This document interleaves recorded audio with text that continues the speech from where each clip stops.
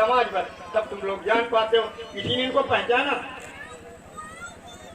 इसके लिए एक शरीर ज्ञान होता है, एक आत्म ज्ञान होता है। शरीर ज्ञान से हम शरीर की पहचान करते हैं और आत्म ज्ञान से हम आत्मा को पहचान करते हैं कि कौन सी आत्मा किस शरीर में विद्यमान है। लोग कहते हैं हम संसार को देखा, संसार का साहित्य पढ़ा, इतिहास पढ़ा, लेकिन बंधुओं मैं तुमसे पूछना चाहूंगा कि आपने अपने इतिहास को कभी पढ़ा? हमने कहा उनको देखो, चीज देखी, वो पहचानी, क्या अपने को आपने पहचाना? बताओ भाई, ऐसा कोई भाई हमारा है जो अपनी पहचान बताए? इसीलिए हमारे, क्योंकि ये किसी का दोष नहीं, हमारे भारत के अंदर हमेशा ज्ञान प्रधान देश रहा। क्या रहा? यहाँ का प्रधान कौन रहा? बहुत आध्यात्मिक में ज्ञान प्रधान देश रहा और विदेशों में विज्ञान रहा। आज जो ज्ञान की सीट खाली है, इस पर कोई अभी चुनाव, इसका भाई कोई भी नेता नहीं चुना गया है। तुम्हारे मालिक जी ने हमको सन 65 में जब परीक्षण कराया कर्मचारी पद का, तो ये एक पद कहा था, क्या कहा था कि इंसाफ की डगर पे बच्चों दिखाव चल के। हम कर्मचारी वर्ग को बताया था कि इंसाफ की रास्ता पर चलना। इंसाफ की डगर पे बच्चों दिखाव चल के, ये देश है तुम्हारा, नेता तुम्ही हो कल के। कल समय जो आएंगे उसी आप ही सब लोग इसके नेता बनेंगे। राजनीतिक नेता नहीं, हम धार्मिक नेता बनेंगे। क्या बनेंगे? धार्मिक नेता। और राजनीतिक नेता और धार्मिक नेता का अंतर क्या होगा? धार्मिक नेता और राजनीति नेता में क्या अंतर है? तो आज ये तुम्हारी सीट खाली है और ये सीट की भरपाई के लिए तैयारी हो रही है, क्योंकि राजनेता का जब तक धर्मनीति का नेता नहीं चुने जाएगा तो निष्पक्ष निर्णय संसार की कोई ताकत नहीं करके दिखा। कैसे नहीं होगा? आज वर्तमान की राजनीति, इसमें धर्मनीति का अंकुश नहीं मारेगा। वर्तमान की राजनीति, इसमें धर्मनीति का, क्योंकि धर्मनीति की सरकार का गठन नहीं हुआ। आज नहीं ये बात बता रहे हैं, अब सोचें, ये तो बात भरी रही।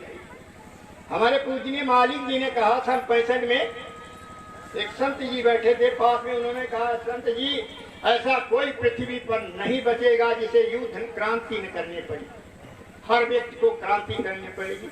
तो संत जी कहते कि महाराज जी हम जंगल में चले जाएंगे, हम युद्ध नहीं, क्रांति नहीं करेंगे। हमारे पूजनीय मालिक जी ने कहा संत जी तुम्हारे लड़ने वाला वहां भी भेज दिया जाएगा।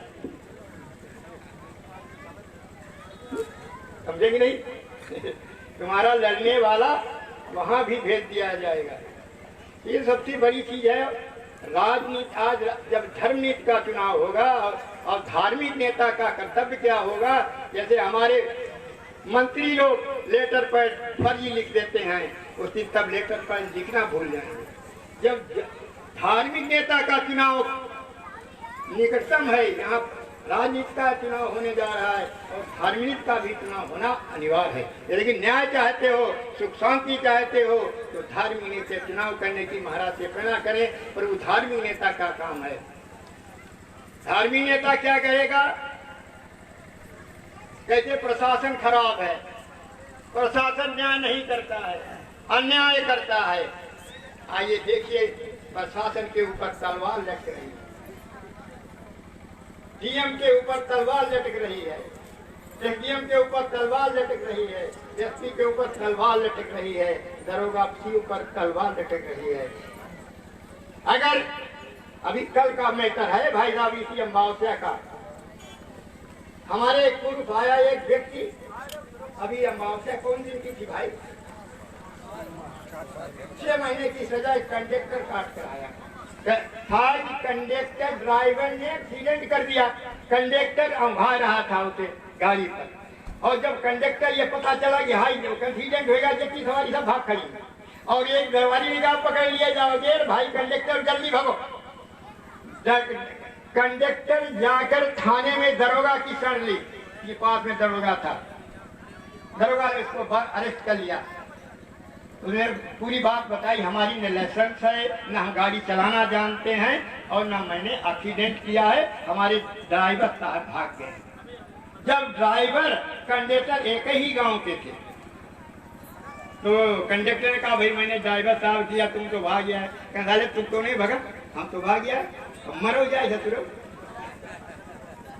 अब बताओ, कंडक्टर जो गाड़ी नहीं चला सकता है, जो ड्राइविंग नहीं कर सकता है, जिसके पास लाइसेंस के कोई कागज नहीं है, गाड़ी मालिक ने राजमंत्रियों के सहयोग से दबाव प्रेशर डाल दिया।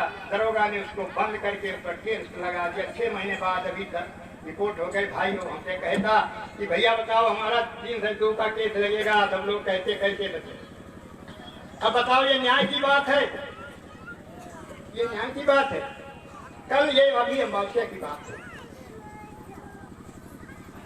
धार्मिक नेता का काम होगा, तुमने एटीएम का ट्रांसफर किया, कारण बताओ, कारण बताओ क्यों किया।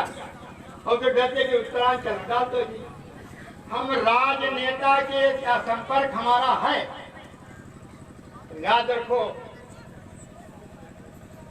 जो मंत्री थाने में जाकर कह दे कि हमारा प्रधान अगर आए थाने में तो समझ लेना मंत्री आया, ये हमारे हम नाम स्पष्ट कर देते हैं। उन्होंने कहा कि थाने में तब बताओ, हमारे अगर हम किसी मंत्री से हमारा संपर्क है तो हमारे परिवार वाले, हमारे रिश्तेदार नंगे नाती, कोई परवाह नहीं। कोई गलत कार्य करे फंस सकता पुलिस, नहीं तो उठा के उत्तरांचल ट्रांसफर कर जाए तो मर हो जाए।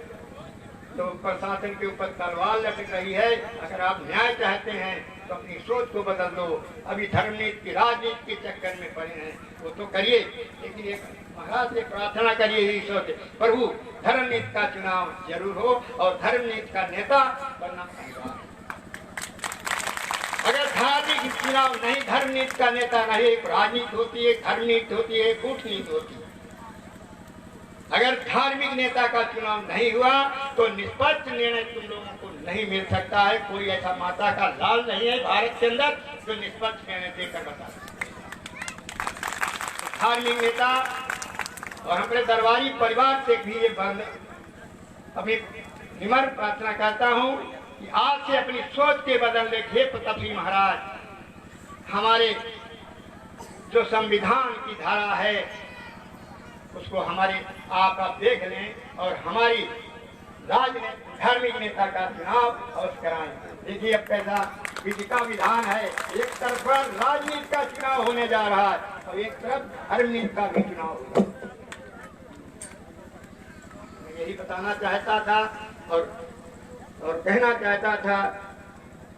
इस समय ऐसी समस्याएं हैं, आप सुख से जीना चाहते हैं, सुख से संसार में रहना चाहते हैं, प्रभु की शरण लेकर, हमारे आश्रम की शरण लेकर आपको पूरा कल्याण होगा।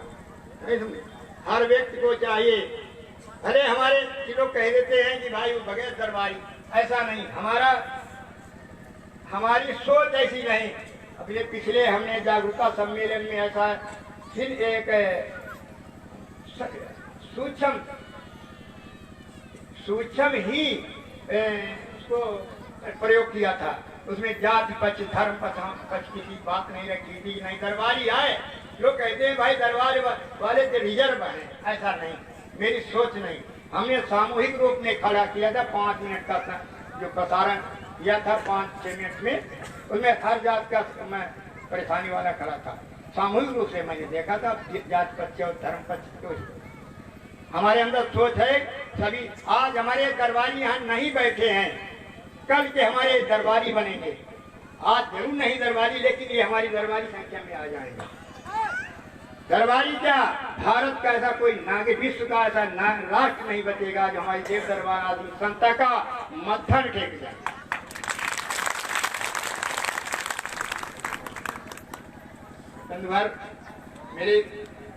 हमने सोच इसीलिए रखी है, आप लोगों को थोड़ा सूक्ष्म संकेत दे रहा हूँ कि आप अपनी सोच को बदल दें। अभी एक ही रास्ता में, एक ही पार्टी में आप दौड़ रहे हैं, थोड़ा कि परमात्मा से प्रार्थना करें, मालिक से प्रार्थना करें। प्रभु जो बात आज ये बात प्रसारण में कही गई है महाराज, हमारे इस पर भी ध्यान दें और हमारा इससे कल्याण हो, सुख शांति मिली। तो पहले बताइए, दैविक दयाहिक भवती तापा। ताप 3 प्रकार के होते हैं। आज तीनों प्रकार के तापों से हम तप रहे हैं। कौन? दैविक। दैविक अब हम मरे जा रहे हैं, जारम बरावत की कुआं खोदे और पानी नहीं बरस रहा है, प्रकोप है दैविक। ये ताप है, तपाए जा रहे हैं। अगर फसीलों डूबा तीनों तब हो जाए कल्याण? नहीं होता है। क्यों नहीं होता? दैविक दयाहिक भवती तापा। भौतिक तापा, ये भौतिक ताप है। हम दंडित किए जाते हैं, निरपराध फांसे जाते हैं, ये भौतिक दंड। राम राजे नहीं तो हमारा एक ही बात इशारा है, भगवान ऐसे राज को कहना कि प्रभु अब आ जाओ, आपके बिना हमारा कल्याण होने वाला नहीं है। राम की शरण लो, राम की याद करो, प्रभु आ जाओ। यही बात नहीं चाहते हो आप, राजनेताओं के चक्कर में रहोगे। नहीं, बात जो कहीं समझे, और ऐसा होगा। अरे आप क्यों नहीं मानेंगे? अर्जुन को कुरुक्षेत्र में भगवान श्री कृष्ण ने खड़ा कर दिया रथ, क्योंकि वो सार्थक थे, रथमान थे। कहा देखे एक पक्ष पांडव था, एक पक्ष दुर्योधन का परिवार था खड़ा, दोनों बीच मंच में खड़े जाते कि ये विरोधी हैं, ये तुम्हारे परिवार के लोग हैं, साक्षी हैं। अर्जुन देखा कि अरे हमारे सगे मामा सल, हाँ ये तो हमारे भीषम पितामह बाबा। और देखा हमारे परिवार को सब खड़ा है, भगवान श्री कृष्ण के सामने उठाकर गांडीव तक रख दिया। प्रभु हम अपने परिवार को मारकर ये श्रेय नहीं चाहते हैं, राज नहीं चाहते हैं। भगवान श्री कृष्ण ने कहा कि ये तो हमारा खेल बिगड़ा जा। तब उन्होंने विराट रूप दिखाया था अर्जुन को, मुंह खोल दिया और सारा संसार उसके अंदर पड़ा, और दुर्योधन की पार्टी सब मरी पर, पांडव लोग खड़े। अर्जुन कांपने लगे, कहे भगवान अब ये पाया समेट लो। नमो प्रणाम किया, कहा देख लिया तुमने, अगर तुम्हारे विरोध में तुम्हारा कोई विपक्ष में खड़ा हो राइफल लेकर, लाठी लेकर, तो उनका भैया हमें पर लाठी न चलेगा, वो तुम्हारे हने की जाए तो तुमका बने रहिए। अगर विरोध में खड़ा होता है तो उसे आग मार देना पाप नहीं। बात मानते हो कि भगवान श्री कृष्ण कहे हुए शब्द है, कहना मैंने आसुरी शक्तियों का निधन कर दिया, इन अत्याचारियों का समाप्त कर दिया है, शक्ति छीन ली है।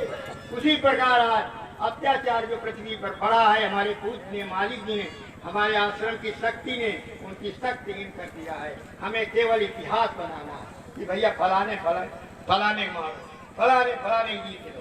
याद रखो, प्रकृति का सहयोग ले, परमात्मा का सहयोग ले और मालिक का सहयोग ले, पूर्णतः आपको लाभ होगा, कोई नहीं। समय को देखते हुए हम अपनी वाणी को विराम देते हैं और आए हुए भाइयों को बंधन अभिनंदन करता हूँ और माताओं को। भाई एक बात और भूल गए हम परमात्मा से एक बात जरूर मांगे, हमें सद्बुद्धि मांगना चाहिए। अगर सद्बुद्धि मांगे, हमारे दरबारी समाज को सद्बुद्धि आ जाए, हमारे परिवार में सद्बुद्धि आ जाए, हमारे धार्मिक राष्ट्र के धार्मिक पुरुषों के सद्बुद्धि आ जाए, हमारे राष्ट्र नेताओं के अंदर, राष्ट्र के अंदर सद्बुद्धि आ जाए। और जब सद्बुद्धि महाराज हमको देंगे तो हमसे सत्कर्म होंगे, गलत कार्य ही नहीं। मानते हो नहीं? और जो हमारे कुबुद्धि है ये, तो हम तो सब गलत कार्य। तो हमें क्या मानना चाहिए महाराज से? आप सब लोग मांगिए कि प्रभु हमें सद्बुद्धि प्रदान करें, जिसे हमें सत्कर्म होंगे, जिसे आपका परिवार सुखी रहेगा, आने वाली पीढ़ी सुखी रहेगी। तो हमें सत्कर्म की मांग करनी चाहिए सभी भाइयों को। हमें तो कहता हमारे राष्ट्र के भाइयों को भी। लेकिन एक बात और मैं कहना चाहूंगा कि हमारा ये विरोध नहीं है। चलो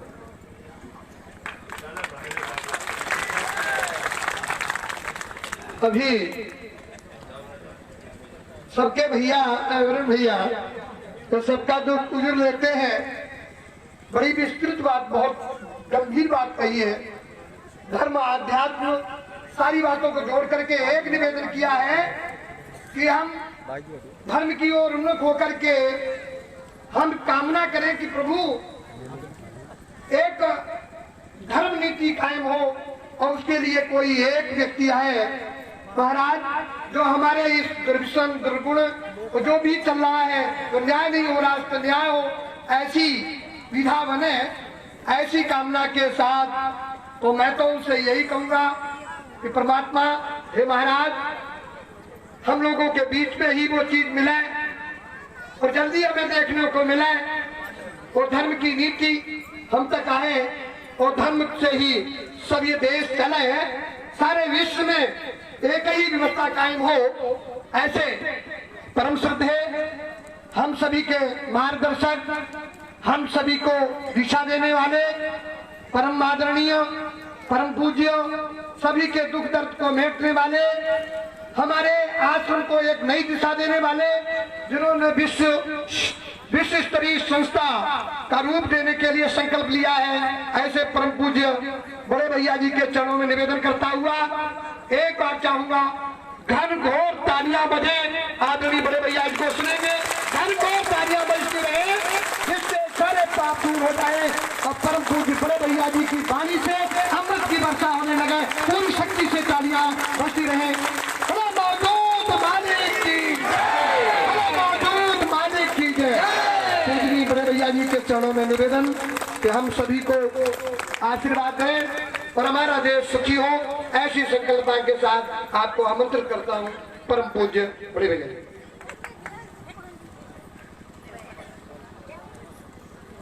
सच्चिदानंद रूपाय विश्वोत्पत्त्यादि हेतवे तापत्रय विनाशाय श्री कृष्णाय वयं नमः।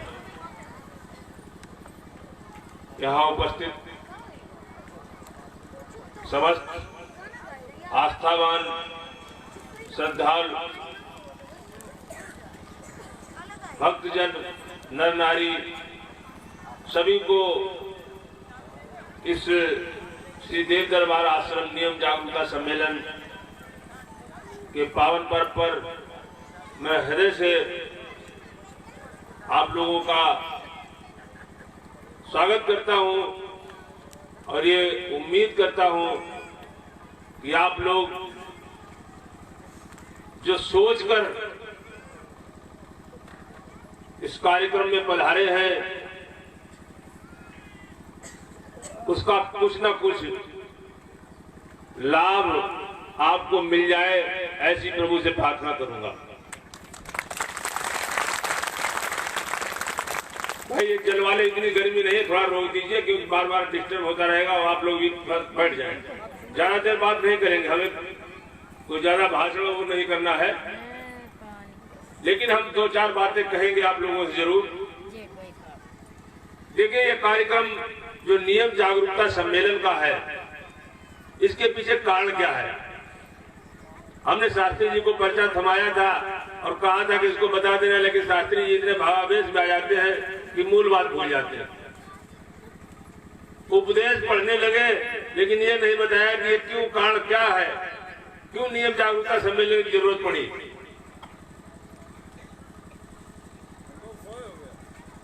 आज की एक व्यवस्था है,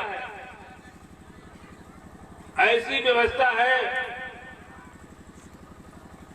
कि ये टीवी, रेडियो, मोबाइल, ये सब हमें ऐसी जगह ले जा रहे हैं जहां से हम अपने कर्तव्यों को भूल रहे हैं, जहां से हम अपने आदर्शों को भूल रहे हैं, जहां हमारी नई पीढ़ी गड़बड़ में जा रही है। इस पीढ़ी को जगाने की जिम्मेदारी हमारे सारे आश्रम परिवार की भी है। हमने एक बात पिछली बार भी कही थी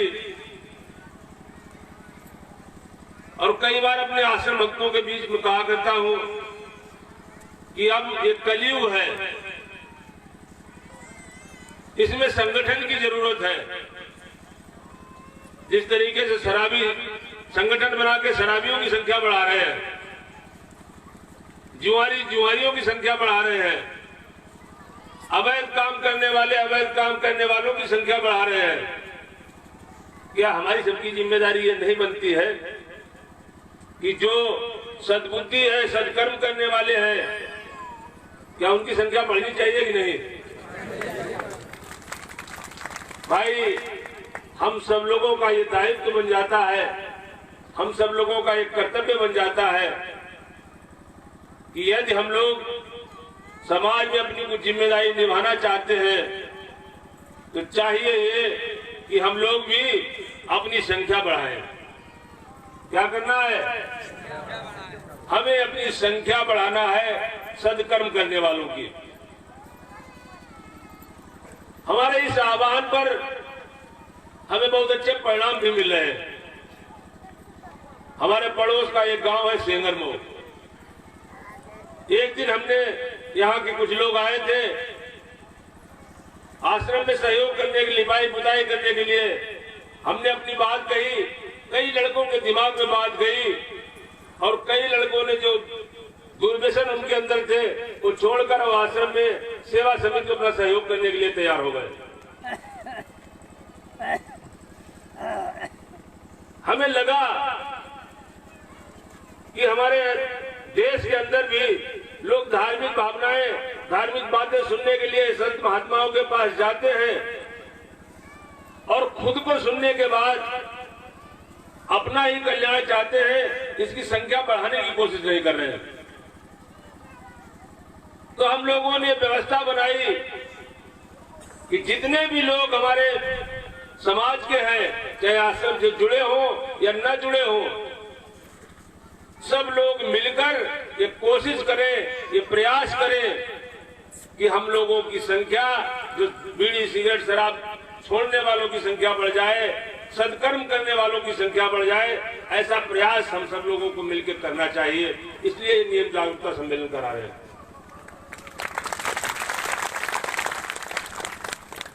जितने लोग बैठे हैं ये मन में अगर संकल्प कर ले, हम हाथ उठा के संकल्प नहीं कराते हैं, क्योंकि कभी कभी हमारे आश्रम भक्त लोग भी हैं, आश्रम जाते हैं, प्रतिज्ञा पत्र भर देते हैं, परिचय पत्र बनवा लेते हैं और जब लौट के उनको परेशानी आती है, जब उनसे पूछते हैं तो परिणाम क्या मिलता है?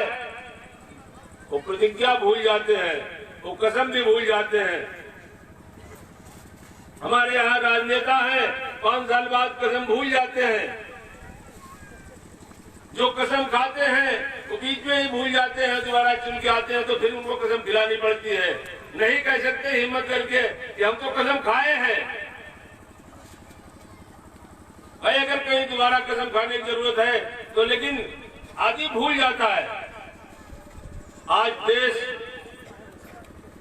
कुछ 2-3 दिन 4 दिन हो गए हैं, आपने टीवी देखा होगा, रेडियो देखा होगा, सब जगह एक ही चीज दिखाई दे रही है कि हमारे 40 वीर सपूत जो है वो शहीद हो गए। बहुत बड़ा देश के अंदर गम है, बहुत बड़ी उदासी है, लेकिन उनके परिवार के लोगों के अंदर एक ऐसा जज्बा भी हमने देखा है कि वो कह रहे हैं कि हमारी और भी पीढ़ी अगर राष्ट्र के काम में आ जाए तो भी हम तैयार हैं। तो गर्व भी है हमारे ऐसे। और हमने आपको पहले ही बताया था कि यहाँ देवासुर संग्राम की कथा आप लोगों ने खूब सुनी है। ये देवासुर संग्राम हमेशा चलता रहता है, आज नहीं कल नहीं। हमारे प्रबंधक जी ने भी थोड़ा संकेत किया था महाराज जी के बच्चों की तरफ कि कोई भी कहीं भी चला जाए उसे संघर्ष में तो रहना पड़ेगा ही। देवता लोगों का यानी देवासुर संग्राम, एक तरफ देवत्व शक्ति है, एक तरफ आसुरी शक्तियां हैं। देवी शक्तियां जो सबका कल्याण चाहे वो देवी शक्तियां हैं, और आसुरी प्रवृत्ति कौन से है कि हमारा कल्याण हो और दुनिया बाहर चली जाए, दुनिया गर्द में चली जाए। उदाहरण भी आपने देखा होगा रामायण में भी, महाभारत में भी, आज के ग्रंथों में भी, आज के युग में भी हम लोगों को ऐसे ही लोग देखने के मिलते हैं कि हमारा हित हो। दुर्योधन ने क्या क्या किया? लाच्छा ग्रह बनवाया, कैसे पांडव खत्म हो जाएं। और अर्जुन ने क्या किया? जब युद्ध क्षेत्र में खड़े हुए तब भी देखा ये तो सब हमारे मरने के लिए तैयार है, उन्होंने धनुष रख दिया। रावण ने भी यही किया। और आज भी क्या कर रहे हैं बताइए? यहाँ लोग जो माताएं बहनें बैठी है, पुरुष पर बैठे हैं, सब लोग कह रहे हैं, जानते हैं कि इंजेक्शन से दूध लगाकर जानवरों को दूहना जो है ये नुकसानदेह है। हम अपने भले के लिए दूध से हमारा जो है कल्याण हो जाए और इंजेक्शन खास के और दूध निकाल लेते हैं। गलत काम है कि नहीं? आलू में दवा डाली जाती है जिससे कैंसर हो जाता है। आज गए शराब में मिला के दवा छिड़क दी, बड़ा बड़ा आलू हो गया, बेच लिया। हमारे अपना जो है हम चाह रहे हैं हमारे बच्चे पढ़ जाएंगे, अच्छा हो जाएगा, लेकिन नहीं, आप राष्ट्र का कितना बड़ा नुकसान कर रहे हैं। अगर इस तरीके के यही आसुरी प्रवृत्तियां हैं, यही आसुरी प्रवृत्तियां हैं कि हम चाहते हैं कि हमारा हित हो जाए, हमारा बच्चा पढ़ जाए, हम आगे बढ़ जाए और दुनिया गर्द में चली जाए, ऐसी सोच रखना यही आसुरी प्रवृत्ति है। तो भाई संकल्प लेना है। जितने भी लोग आए हैं कि हम लोग संकल्प लेते हैं, ईश्वरी शक्ति जो है वो उसको विकसित करना है और आसुरी शक्ति का जो है वो समन करना है। हम लोगों को जो है अभी एक नियम पढ़ के बता रहे थे शास्त्री जी कि परमार्थ में स्वार्थ बुद्धि नहीं होनी चाहिए। आजकल लोग यज्ञ भी करते हैं, हवन भी करते हैं, परमार्थ का काम करते हैं, वहां भी सोचते हैं कि हमारा नाम हो जाए, हमारा स्वार्थ है, हम जो है कहीं प्रधान बन जाए, हम कोई नेता बन जाए, हम कोई ऐसे काम कर ले। अगर इस तरीके की परमार्थ के काम में भी यदि आपकी सोच कहीं न कहीं स्वार्थ बुद्धि हो जाती है तो फिर आपका वो परमार्थ कल्याणकारी नहीं हो सकता है। जब भी आप परमार्थ के लिए सोचें तो अपने हित को बिल्कुल उठा के अलग रख दें। आप लोगों को चाहिए यही कि जिस भी तरीके से जैसे भी आप लोग कर सके, हमेशा अच्छा काम करिए, अच्छे काम करके। और इसमें सबसे बड़ी चीज यही है कि हमें अपनी पुरानी पीढ़ी का अनुभव जरूर साथ में लेना चाहिए। अभी हम एक दिन टीवी में देख रहे थे, एक संत के प्रवचन, बड़ी अच्छे प्रवचन कर रहे थे। उन्होंने एक बात बहुत बढ़िया कही और बहुत अच्छी लगी। हमने अपने कर्मचारी लोगों को भी बताया। उन्होंने कथा सुनाई कि एक गांव में आग लगी और सारे लोग भाग गए। क्या हुआ? गांव में आग लगी और सारे लोग भाग गए। 2 बच गए, एक लगड़ा और एक अंधा। कौन कौन बच गए? लंगड़ा और अंधा इसलिए बच गए कि लंगड़ा भाग नहीं सकता था आग, और अंधे को आग दिखाई नहीं, जहां आग जलती थी उसी में घुसाता था। लंगड़े ने कहा एक उपाय है हमारे पास, यदि आप अपने कंधे पे हमको बैठा, यानी अंधे से कहा यदि आप हमें अपने ऊपर बैठा ले तो हम निगाह आपको देते रहेंगे, बताते रहेंगे और हम भी बच जाएंगे, तुम भी बच जाओगे। सच्चाई यही हुई कि उसने जो है उस अंधे व्यक्ति ने उस लंगड़े व्यक्ति को अपने कंधे पर बैठा लिया और दोनों बच गए। लेकिन उन्होंने जो तात्पर्य बताया कि अंधा कौन है, लंगड़ा कौन है, ये अंधी जवानी है और लंगड़ा बुढ़ापा है। जवानी अंधी हो जाती है, वहां व्यक्ति को कुछ भी दिखाई नहीं देता है, और लंगड़ा बुढ़ापा होता है। जब बूढ़ा व्यक्ति, जब बुजुर्ग व्यक्ति उस यानी उसका जो है मार्गदर्शक बन जाता है, जो एक अंधी जवानी है उसका अगर बुजुर्ग लोग उसके मार्गदर्शक बन जाए तो दोनों आग से बच जाएंगे। नहीं तो पूरे समाज में जो आग लगी है, अराजकता की जो ऐसी आग लगी है, अव्यवस्था की, उसमें सब लोग चले जा रहे हैं। लेकिन जरूरत इस बात की है, पहले हमारे यहाँ एक व्यवस्था होती थी, अभी कुछ लोग बुजुर्ग लोग बैठे हैं, शाम होती थी कथा गजब चलता था। कभी कभी इतनी अच्छी कथाएं सुना देते थे हमारे पूर्वज लोग, दादी नानी बाबा चाचा क्या सुनाते थे। कभी राजा हरिश्चंद्र की कथा, कभी राजा रामचंद्र की कथा, कभी भरत का प्रेम, ऐसी ऐसी कहानियां, ऐसे ऐसे भाव देकर कथा तो आप लोगों ने सबने सुनी है, रामायण सबने सुनी है, महाभारत सबने सुनी है, लेकिन ऐसे भाव दे दिया करते थे कि जिससे बच्चों के अंदर भी संस्कार पैदा हो जाते थे, उनके अंदर गलत काम करने की क्षमता नहीं होती थी। आज इस मोबाइल युग में लड़का लड़की बहुएं बेटा कोई किसी को सुनने वाला नहीं, सब फोन लगाए कान में, देख भी रहे हैं। और आपको बताएं, अच्छी चीज भी है मोबाइल, इसमें आपको सत्संग भी सुनने को मिल जाएगा, सब कुछ, लेकिन इसमें गंदगी भी बहुत भरी है।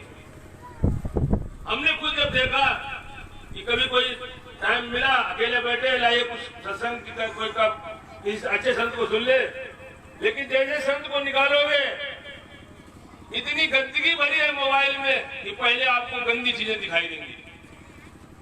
और यदि आप लोग कहीं, और यही मन एक ऐसा विचित्र चीज है, शास्त्रों में कहा गया है कि जल और मन इन दोनों की गति क्या है, अधोगति। पानी अगर छोड़ेंगे तो कहां जाएगा, नीचे की तरफ। मन को भी अगर आप छोड़ देंगे तो ये भी कहां जाएगा, नीचे की तरफ ही जाएगा।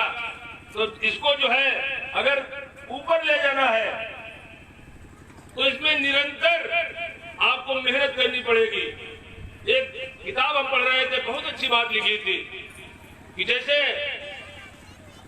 हम लोग आजकल घरों में ये व्यवस्था हो गई है कि समर से भी लगवा लेते हैं, मोटर नीचे पड़ी है, टंकी छत के ऊपर रखी है, बढ़िया पाइप डाल दिए, लेकिन करना क्या पड़ता है कि रोज हम सवेरे समर चला लेते हैं, दोपहर को समर चला लेते हैं और शाम को समर चला लेते हैं, पानी ऊपर भर लेते हैं और फिर दिन भर उसका इस्तेमाल करते हैं। इसी तरीके से ये जो कथाएं हैं, आध्यात्मिक चिंतन है, ये प्रतिदिन हम लोगों को चाहिए। ये नहीं कि एक दिन पानी भर लिया हमेशा किधर नहीं चल पाएगा। उसी तरीके का आप लोगों को चाहिए कि अच्छे, अब रोज रोज आपको या तो उसमें देखिए, रोज कथाएं भागवत नहीं करा सकते हो। जरूरत हमारे यहाँ ये बुजुर्ग माताएं बैठी हैं, बुजुर्ग पुरुष बैठे हैं, इन लोगों को चाहिए कि अपनी जिम्मेदारी निभाइए। शाम होते ही थोड़े देर के लिए, कम से कम आधा घंटे के लिए अपने परिवार के लोगों को अपने पास बैठा लीजिए और उनको शिक्षा दीजिए कि हमारे पूर्वज कैसे रहे हैं, हमारा कर्तव्य क्या होना चाहिए। ये रोज शिक्षा दीजिए। इस तरीके से रोज आप पानी भरते हैं और रोज इनको शिक्षा दीजिए। और इसके बाद कि नई पीढ़ी के लिए भी एक सोच थी कि अगर ऊपर रखी हुई टंकी ये फूटी है या हमारी कोई टोटी खुली छूट गई है तो पानी रुक नहीं पाएगा। नई पीढ़ी को भी ये निर्देश है कि आप अपनी टोटी बंद करके रखिए। और सारी पीढ़ियों को यह निर्देश है कि उनकी जो है टंकी वो सही होनी चाहिए। अगर ये मस्तिष्क, ये दिमाग ये सही नहीं है तो कितना भी पानी इसमें भर लो वो सब खाली हो जाएगा। आज हमारे यहाँ बहुत संत महात्मा उपदेशक हो गए हैं। ज्यादातर लोग इसी उद्देश्य में रहते हैं कि किसी तरीके से हमारा धनार्जन हो जाए, हम पूजे जाने लगे और दुनिया भाग चली जाए। ऐसी सोच करके लोग कथा कहने वाले लोग हैं, निश्चित तौर पर देश को गर्त में ले जा रहे हैं। चाहिए हम लोगों को, जो ऐसे लोग हैं जिनके मुंह में कुछ और है और व्यवहार में कुछ और है, हालांकि प्रकृति तो सजा दे ही रही है। हमारे प्रबंधक जी आग्रह कर रहे थे आत्म निवेदन का। हम लोगों को आत्म निवेदन तो करना ही चाहिए। किस बात का? ये प्रभु हमारे अंदर, हमारे परिवार के अंदर, हमारे समाज के अंदर सद्बुद्धि आए, ऐसा आत्म निवेदन तो हमको करना चाहिए। लेकिन बार बार जो ये समस्याएं आ रही हैं, जो आज देश उबल रहा है, समाज उबल रहा है, तो ये बात चिंता करने की नहीं है। हमेशा ये देवासुर संग्राम चलता रहा है और चलता रहेगा। अच्छाई और बुराई का संघर्ष चलता है, चलता रहेगा। ये आतंकवादी भी पैदा होते रहेंगे और इनको समाप्त करने वाले वीर सपूत भी हमारे देश में पैदा होते रहेंगे। संघर्ष चलता रहेगा, लेकिन हमें तैयारी ये करनी है कि इस देवासुर संग्राम में हम देवताओं का पक्ष लेने के लिए खड़े हो, तभी हमारी तारीफ होगी। और नहीं तो रावण और कंस का भी नाम होता है और वही कंस कृष्ण का भी नाम होता है और साथ में उद्धव की भी गिनती होती है। इस तरीके से बुद्धि के तेज लोग भी उद्धव बनने की कोशिश करें, कंस बनने की कोशिश ना करें। तो ये जो हमारी भागवतें हैं, जो हमारी रामायण है, ये सारी बातें यही सिखाती हैं कि हम अपने कर्तव्य मार्ग की तरफ अच्छी तरीके से बढ़ें। अगर कर्तव्य मार्ग की तरफ अच्छे नहीं बढ़ेंगे तो हमारी सारी मेहनत व्यर्थ चली जाएगी। हमारे कुछ लोग आश्रम परिवार से जुड़े हुए हैं और कुछ लोग बिना आश्रम परिवार से जुड़े।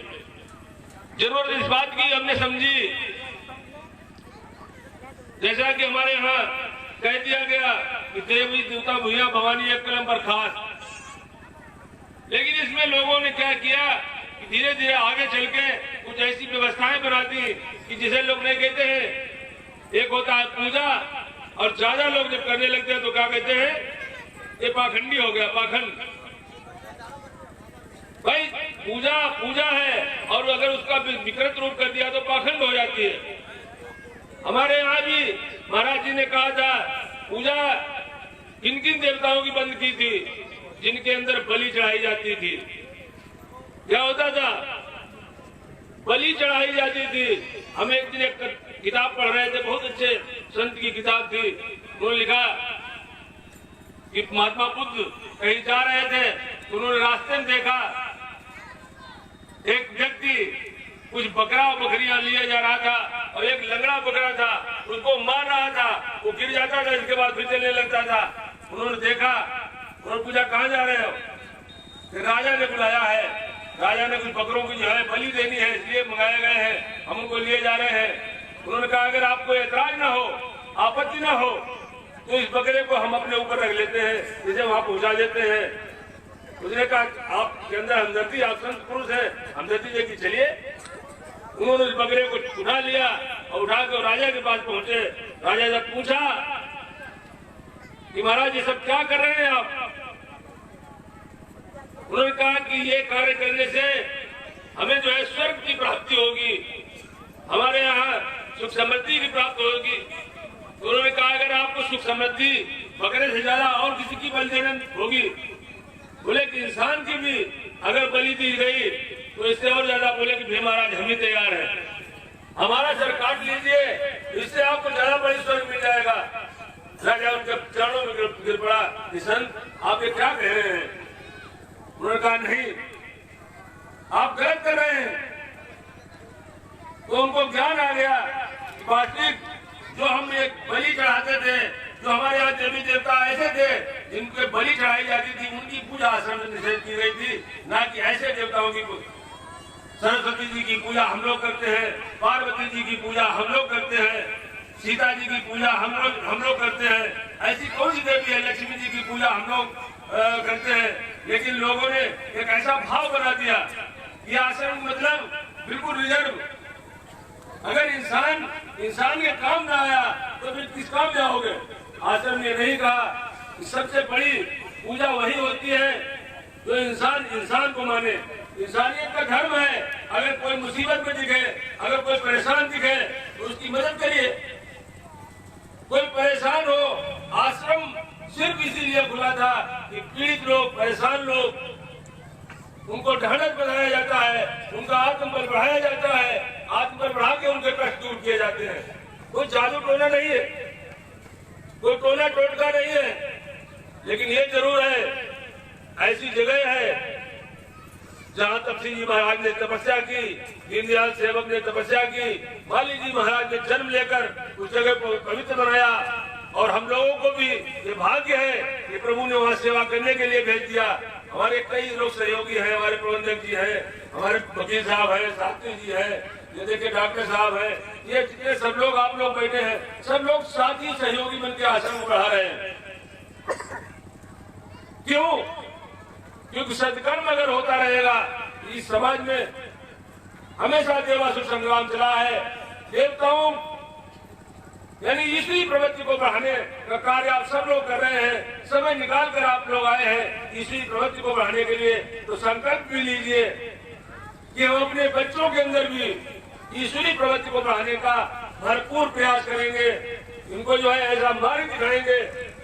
एक बात नहीं, आप लोग जो अच्छे व्यक्ति होते हैं, जो अच्छे लोग होते हैं, उनका एक ही उद्देश्य होना चाहिए कि एक बार नहीं 100 बार भी अगर हमें इस बात की जरूरत पड़े कि खराब लोगों को जो है उनका संग करके उनको अच्छा बना दिया जाए, तो बहुत बड़ी आनंद की अनुभूति होती है। हमारे कई ऋषि मुनि महात्मा हुए हैं, उन्होंने बहुत अच्छे अच्छे काम करके, और ऐसे वाल्मीकि जैसे ऋषि को भी सब ऋषियों ने, वाल्मीकि जैसे चोर चंडाल को भी आज आदि कवि बना दिया।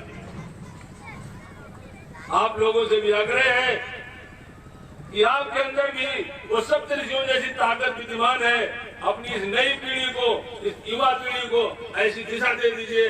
जो हमारा ये नियम जागरूकता सम्मेलन है, ऐसे नियम इनको समझा दीजिए छोटे से ही, ये गलत काम न करें, पराया धन न छुए, पराई स्त्री की तरफ गलत निगाह न डाले, हर व्यक्ति अपने कर्तव्य का सही पालन करे। आज के युग में सबसे बड़ी दिक्कत आ रही है कि कोई भी आदमी अपने कर्तव्य का पालन करने से नहीं, सिर्फ अधिकार चाहता है। किसी भी व्यक्ति की दिनचर्या सही नहीं रह गई। अगर आप लोग, ये माघ का महीना है, हमारे यहाँ व्यवस्था थी कि 1 महीने लोग गंगा जी के किनारे रहकर व्यवस्था करते हैं कि सुबह 4 बजे जगना, गंगा स्नान करना, पूजा करना, ध्यान करना, प्रार्थना करना। ये साल भर के लिए ऊर्जा इकट्ठे करने के लिए व्यवस्था थी, लेकिन हम लोग भूल गए। अब वहाँ भी अखाड़ों में लड़ाई है, दुनिया भर की दिक्कतें हैं, दिखावा ज्यादा है। दिखावा कम करके हम लोगों को चाहिए कि प्रतिदिन अगर आप लोग घर में हैं, सुबह 4 बजे जगिए, शाम को जल्दी सोइए, बच्चों को टाइम से पढ़ने दीजिए और उनके अंदर ऐसी शिक्षा डालिए, ऐसे संस्कार दीजिए कि हमारे बच्चे राष्ट्र की धरोहर साबित हो। चाहे वो अपना बलिदान दे और चाहे अपना कुछ भी करें, लेकिन राष्ट्र के काम आ जाए, ऐसी शिक्षा उनको दीजिए। चाहे वो नेता बन के काम आए, चाहे वो सिपाही बन के काम आए, और चाहे वो पंजाबी बन के काम आए, सबका सहयोग बराबर है। एक बात याद आ गई है, एक दिन एक और हम कथा पढ़ रहे थे। लोग दान की बात सोचते हैं कि दान कैसा होना चाहिए, दान किस तरीके से, कौन सबसे बड़ा दानवीर है। बहुत अच्छा उदाहरण हमने उसमें पढ़ा था कि परमात्मा की कचहरी में जो जिसकी चीज परखी जाती है वो दूसरी है। एक बहुत अच्छा उदाहरण है, एक व्यक्ति अगर दिन भर में 50,000 रुपए कमाता है और उसने 25,000 रुपए दान कर दिए, और एक व्यक्ति अगर दिन भर में 200 रुपए कमाता है तो 200 रुपए भी उसने दान कर दिए, दानी कौन बड़ा हुआ बताइए भाई? उसने तो अपना जो भी दिन भर मेहनत की वो सब कुछ दान कर दिया, और जिसने जो है 25,000 के दान किए, एक 200 दान किए, लेकिन परमात्मा की निगाह में वो श्रेष्ठ है कि उसने अपने जीवन भर की, यानी अपने पूरे दिन भर की कमाई समर्पित कर दी। तो इस तरीके से हमारे अंदर भाव ये होना चाहिए कि हम कितने बड़े दानवीर बन रहे हैं, हम कितने बड़े धार्मिक कार्य कर रहे हैं। ये नहीं कि हमने थोड़ी सी कथा करवा दी, भागवत करा दी, थोड़ा सा काम कर दिया धार्मिक, हम सोचते हम तो बहुत बड़े दानवीर हो गए। नहीं, हमें चाहिए ये कि हमारा मन संकल्पित हो कि जब तक हम इस नई पीढ़ी को देवत्व की तरफ न ले गए, तब तक हमारा मिशन अधूरा है, हमारा काम अधूरा है। तो आज सब लोग इस नियम जागरूकता के माध्यम से ये हृदय में शपथ ले लीजिए। ताली बजाने की जरूरत नहीं है, ये हृदय में शपथ लेने की बात है। महाराज जी का चिन्ह रखा है, यहाँ समर्पण की भावना से लेकर ये शपथ लीजिए कि हम तब तक चैन नहीं लेंगे जब तक हमारी नई पीढ़ी सही दिशा में नहीं चलेगी। सब लोग हृदय से महाराज जी में प्रणाम करके ध्यान कर लीजिए। ये लड़का हो, लड़की हो, कोई भी हो, जो बुजुर्ग लोग हैं वो इनको दिशा दीजिए और दिशा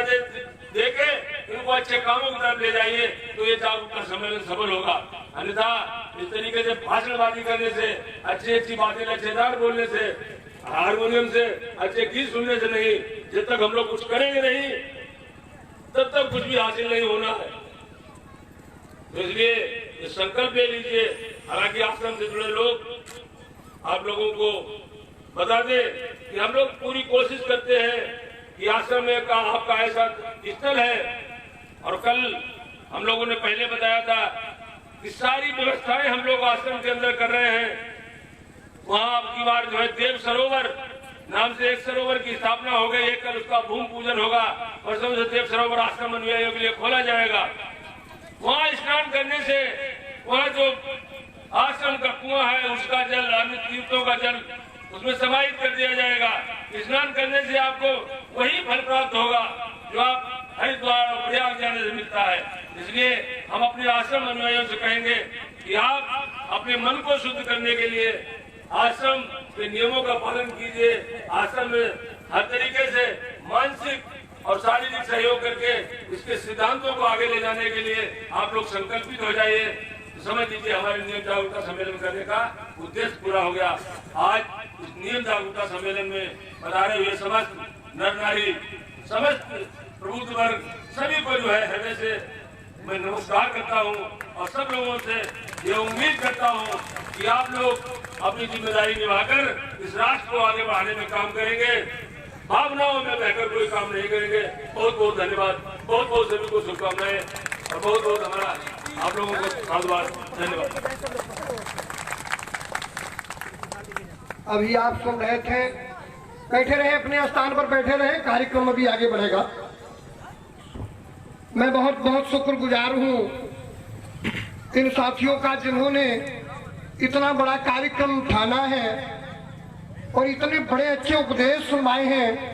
भाई जयकांत सिंह, गणेश जी, संतोष जी, महेश जी, मुकेश जी, बादाम सिंह जी, जिन्होंने ये कार्यक्रम को संपन्न कराया है। एक सूचना दे दूं, अभी बड़े भैया ने कहा था कि इस मोबाइल में बहुत बड़ी चीजें हैं, जरा देख लो। एक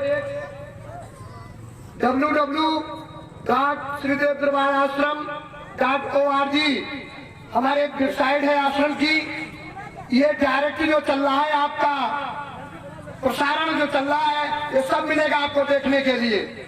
आप लोग डायरेक्ट प्रसारण को देखेंगे, ऐसी व्यवस्था की गई है। फेसबुक पर देखें, लाइव पर ये देख सकते हैं आप। बढ़िया कार्यक्रम चल रहा है जो आपका यहाँ हो रहे हैं। आप भी होंगे उसमें, महाराज जी भी होंगे, आपके विचार भी हमें मिलेंगे। तो इसलिए इस कार्य को जरूर देखें। मैं एक लाइन कहता हुआ आगे महाराज की आरती होगी। जो यहाँ के आयोजक, कोई खड़ा नहीं होगा, अपनी जगह से बैठे रहे, इधर उधर नहीं। पहले महाराज की आरती होगी। आरती के बाद कोई भी व्यक्ति बगैर प्रसाद के न जाए, ये मेरा निवेदन है। कोई साथी बगैर प्रसाद के नहीं जाएगा। पहले आरती, आरती के बाद प्रसाद। जो आपको अमृत रूपी वचन मिले हैं, इनके साथ ही आप मुंह मीठा करेंगे तो आपके हृदय में समाहित हो जाएंगे। सारी शरीर में आपके ये उपदेश प्रेरित जाएंगे। आपका जीवन सफल होगा। क्यों दर दर पे भटक रहा भ्रात रे, क्यों दर दर पर भटक रहा भ्रात रे, तेरा रक्षक तो तेरे ही पास रे। क्यों दर दर पर भटक रहा भ्रात रे, तेरा रक्षक तो तेरे ही पास रे। जब हम महाराज को याद करते हैं, तुरंत हाजिर होते हैं, तो फिर क्यों परेशान है? जो महाराज ने उपदेश दिए हैं, एक बढ़िया बात जो अभी राष्ट्र में मिली है, शायद ध्यान नहीं दिए हैं। जो देव सरोवर तैयार किया गया है, वो कहीं भी स्नान करेंगे वो लाभ नहीं मिलेगा। जो उस आश्रम में आकर के वो देव सरोवर में स्नान करेंगे, जो लाभ उसमें मिलेगा। जिसका भैया ने कह दिया, कल भूमि पूजन है और परसों से स्नान का कार्यक्रम उसमें प्रारंभ हो जाएगा। जब भी आश्रम जाए उसमें स्नान करेंगे, आपको सुख समृद्धि प्राप्त होगी और सारी मनोकामनाएं पूरी आपकी होंगी। ये पर्चे मिल रहे हैं, ये प्रसाद के रूप में भी है। ये पर्चे फाड़े नहीं और इन पर्चन को पढ़ते रहे। नहीं पढ़े हैं, अपने बच्चों से पढ़वाएं और इसको पवित्र जगह रखें, फाड़ के न फेंके, इधर उधर न डालें। इसको पवित्र जगह रखें, इनको पढ़वाने जरूर मेरा निवेदन है। अब मैं हंसराज जी भाई साहब से नोट करूंगा।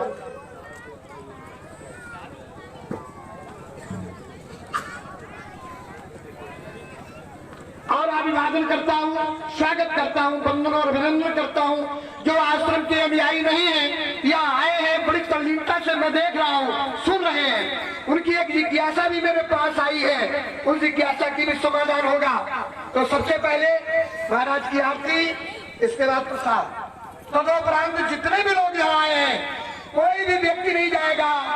जो आयोजक महोदय हैं, ये द्वारपाल हमारे आए हैं गणेश जी, इनके यहाँ भोजन की व्यवस्था है, बगैर भोजन कोई नहीं जाएगा, ऐसा इनका निवेदन है। और इनके साथ मैं भी निवेदन करता हूँ, भैया भोजन भी जरूरी है, भजन भी जरूरी है दोनों, फिर क्या नहीं जरूरी है, तो ये ध्यान रखिए। हम अनुरोध करेंगे भाई हंसराम जी से, उनके साथियों से। हाँ गणेश भैया, आपकी भैया को आगे बैठे, खड़े होके सब लोग अपने स्थान पर खड़े हो जाए, आरती करेंगे अपने स्थान खड़े होकर। बड़ी तल्लीनता से, शांति मुद्रा में प्रेम से बोलेंगे।